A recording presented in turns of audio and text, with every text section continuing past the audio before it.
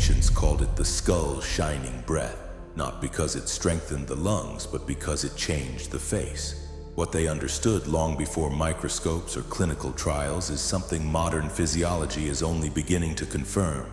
Your face is not passive tissue. It has its own circulation network, its own lymphatic drainage system, its own biochemical triggers for collagen production, and all of it responds directly to how you breathe. You've been told aging is inevitable, that it's written in your genes, that gravity pulls everything down and time slowly erases structure. That story is incomplete. Facial aging is not just about time, it's about stagnation, and stagnation can be reversed. In the next 7 minutes, you're going to activate 4 biological systems that your face has been waiting for, quietly, for years. We begin now. Mechanism bridge.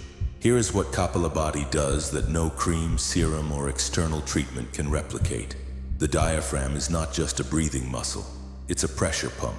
Each sharp, rhythmic contraction sends a mechanical pulse through the thoracic duct, the main highway of the lymphatic system.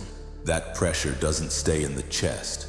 It travels upward, into the neck, into the face, and when it reaches the facial tissue, it begins clearing what has been sitting there for hours, days, sometimes years. Metabolic waste, inflammatory molecules, retained fluid trapped beneath the skin. What you see in the mirror as puffiness is often not fat, it's stagnation. Kapalabhati moves it.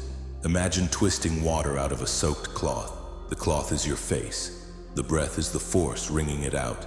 Then a second, more precise mechanism activates. The rapid, forceful nasal exhalations create turbulence inside the paranasal sinuses. These cavities are not empty, they are active biochemical structures.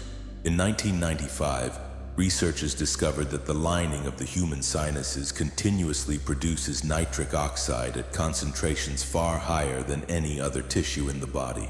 With each cycle of breath, that nitric oxide is released into the surrounding vasculature. The result is immediate. Capillaries dilate, blood flow increases, microcirculation awakens. Now we move into the protocol. Practice setup. Sit upright, spine straight but not rigid. Place your hands on your knees, palms down. Slightly tuck your chin.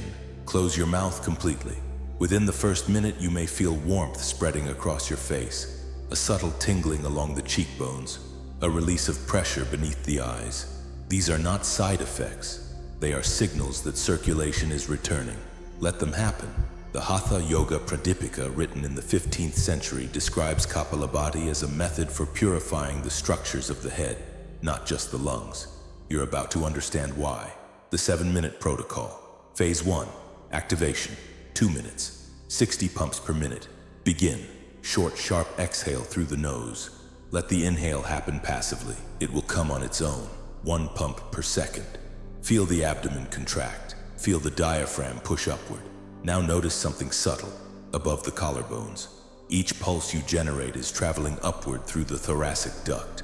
Lymphatic fluid is beginning to move. The stagnation stored in the facial tissues, built from gravity, inflammation, and lack of movement, is being displaced. Drainage begins. Your face becomes lighter, less dense, less congested. This is mechanism 1. Maintain the rhythm, keep it even. 2 minutes, stop. Take 3 slow breaths. Phase 2. Nitric oxide surge. 2 minutes, 4-4-6 breathing. Shift now. Inhale through the nose for 4 seconds. Hold for 4.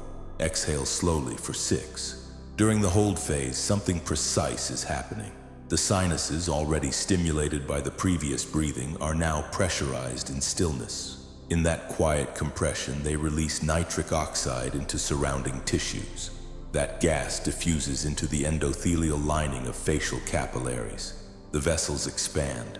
Blood reaches areas of the dermis that minutes ago were undersupplied. A 2005 study demonstrated that nitric oxide directly stimulates human dermal fibroblasts to increase collagen precursor production. This is not surface-level change. This is structural repair. Feel the warmth intensify.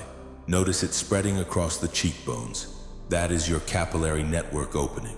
Continue for 2 minutes. Stop. 3 slow breaths. Phase 3.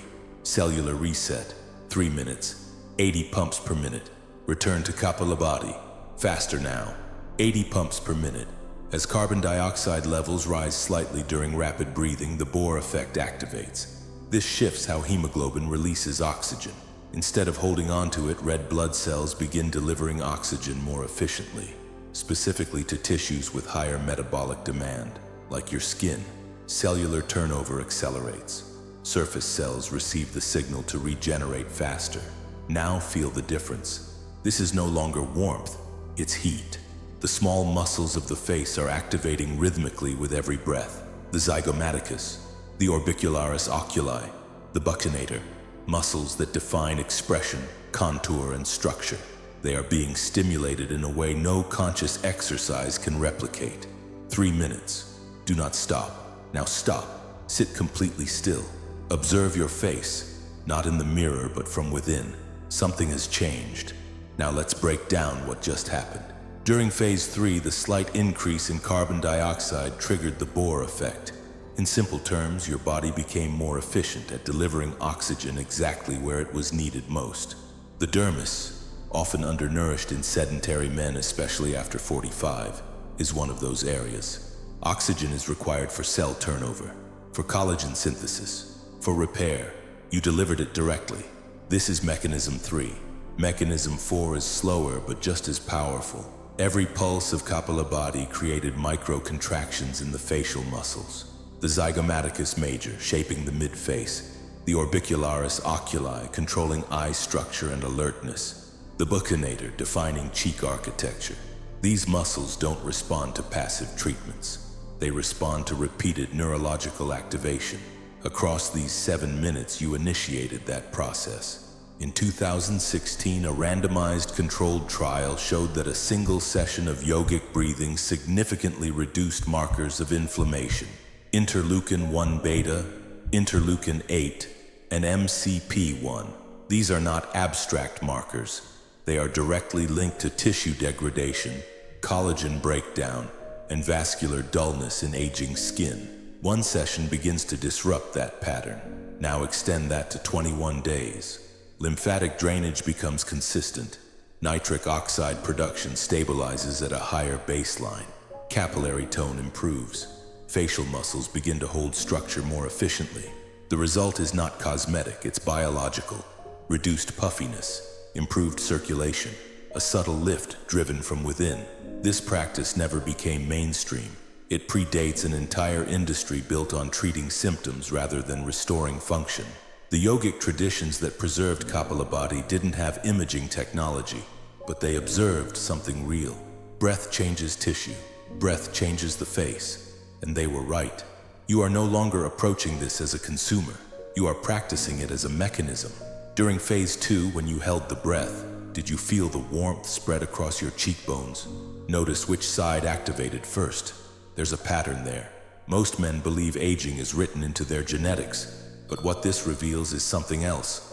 The face does not simply age, it accumulates. It accumulates fluid, inflammation, the residue of shallow breathing repeated for decades.